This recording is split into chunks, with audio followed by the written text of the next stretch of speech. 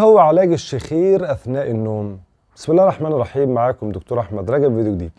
مفيش بخاخة، مفيش إقراص، مفيش كبسول، مفيش حاجة معينة لموضوع الشخير، لأن الشخير ده لازم تروح عند الدكتور عشان يعمل لك زي حاجة كده منظار يعرف السبب ويتدخل جراحيا لعلاجه. تقول لي ما أنا بقى مش فاضي أروح وأجي. أقول لك في حل، ألا وهو تقليل الوزن. ده بالتجربة لقوا إن ليه تأثير كبير في تقليل الشخير. يبقى احنا هنقلل وزننا ونشوف الموضوع ده، لأنه لسه موجود هنضطر نروح للدكتور عشان يتدخل جراحيا لإزالة الموضوع، لكن مفيش علاج سحري لا دواء ولا بخاخ لموضوع الشخير. دعموا الفيديو بشير ولايك وكومنت، شرف القناة. اشوفكم المرة الجاية والسلام عليكم.